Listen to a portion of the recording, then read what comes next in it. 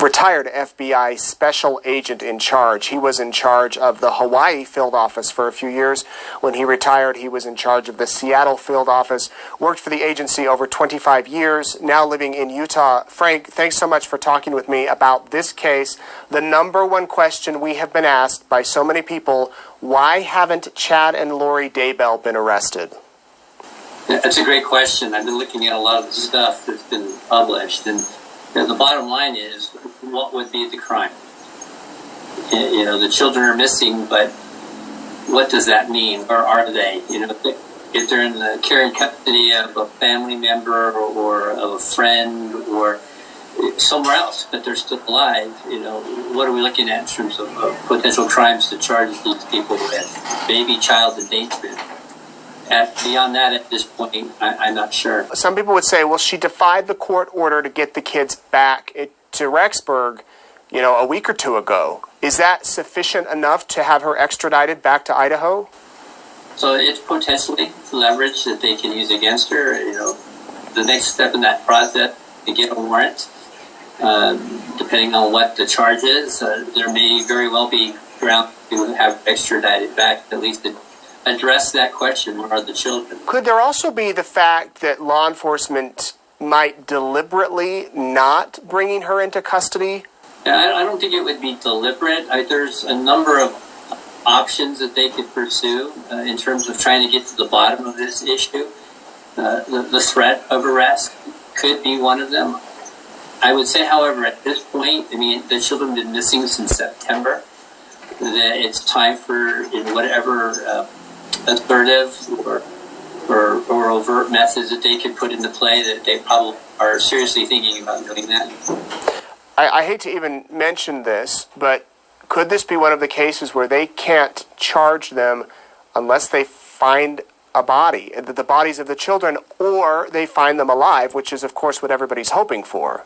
Yeah, that's always a possibility, especially in a case like this. I think that what is also out there are the other cases that are currently under investigation. They're related to her new husband or to her herself, to the death of previous husbands. The new guy's wife. So those are also opportunities that may lead to further discoveries in this case. Let's talk a little bit about that. There's so many jurisdictions involved here. Arizona, you have the 2 deaths. Rexburg, you have the missing kids. Fremont County, Idaho, where Tammy Daybell died in her home. You've got Hawaii, where they are now. You've got Tammy Daybell was buried in Utah, so Utah's brought into it. And then your former employer, the FBI, is apparently assisting all of these. Is this a case where maybe there could be federal charges on down the line? That's always a possibility. I think that right now the majority of that assistance would be in terms of lead coverage in different jurisdictions, coordinating that. There's also the very likely possibility that the lab is involved to evaluate forensic evidence. The other thing the opportunity that is out there for local law enforcement to take full advantage of is the behavioral sciences program.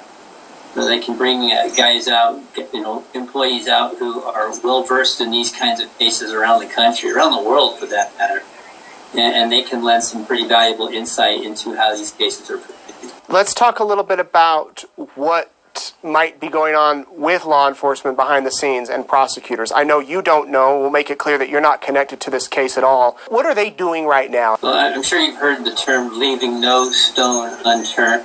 And I think that that's exactly what they're doing in this case. Your biggest fear as an investigator in these kinds of investigations is when the lead well dries. And so keeping it high profile, using the media to promote the investigation, talking to a lot of different jurisdictions, looking at every one of these cases, not only individual cases, but in terms of possible connection, anything and everything they can do to uncover more leads. So talking to people, examining any forensic evidence that's been collected, communicating with the other jurisdictions. So whether they're in Idaho or Utah or in Hawaii or with the Bureau, making sure that communications is ongoing on a daily basis. So that if something new develops, that everybody is aware of it, and then you bring that into play as far as your next steps are concerned. You lived in Hawaii. You supervised the FBI over those islands. Is this a typical place where people under investigation flee to?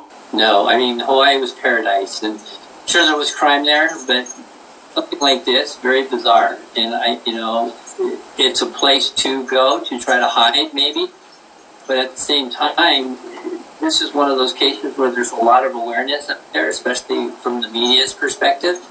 And that's going to play, I think, in the investigators' hands as well when they're moving forward. They know where these people are. They know why, or possibly why they are there. And so as long as they have them in pocket, so to speak, there's that opportunity to just keep pressing as far as getting answers, about the children, about the other cases. Is there a worry, though, Frank, that they could hop on a plane and flee to Mexico or South America or somewhere and vanish? Sure, that's always a concern, especially to a place where there's no extradition treaty or what they call mutual legal assistance treaties with that country.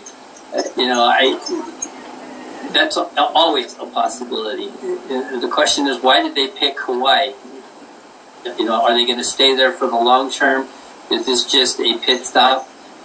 What is going on in their heads? What's their next move? They obviously know that there's a lot of interest in them. And, how are they going to react to it? What do you think the public needs to know that maybe has not been reported thus far? Yeah, that's a great question. I think right now it's all about patience.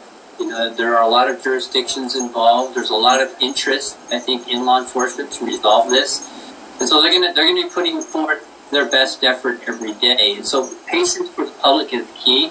The other thing is, if you think of anything that might be of value to the case, even if it's a small thing, that they need to get in touch with local law enforcement, with the FBI, to express that information or to provide that information, right?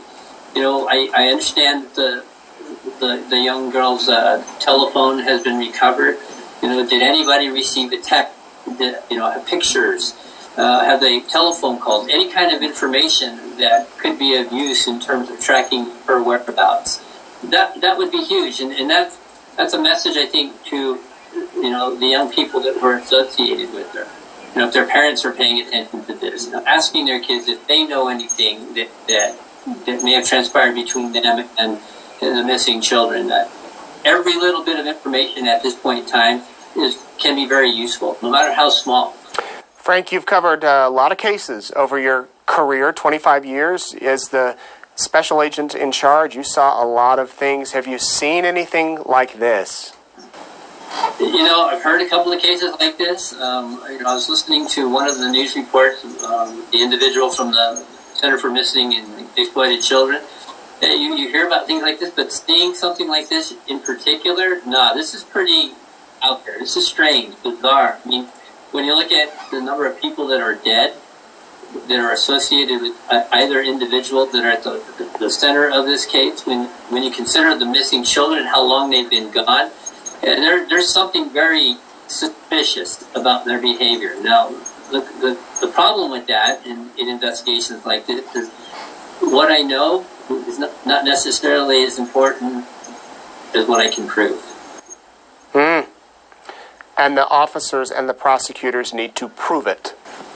That's in the end, yes. I mean, suspicion, probable cause, reason to believe, all of that can be helpful in terms of building the case. But yeah, in the end, you got to prove that there was wrongdoing. Sure, it's frustrating that the parents aren't talking. It's frustrating that they're out having a grand old time in Hawaii. But maybe at some point, I saw another news piece where they're going to church. Maybe their conscience finally gets to them, or at least to one of them. I would note also in cases like this that it's always, at least in my experience, that it's the woman that's the hard nut to crack. The husband is usually the one that comes clean first. So maybe that's something to look at. Well, very interesting. Thank you very much, Frank Montoya. Frank Montoya is a former FBI special agent in charge of the Seattle field office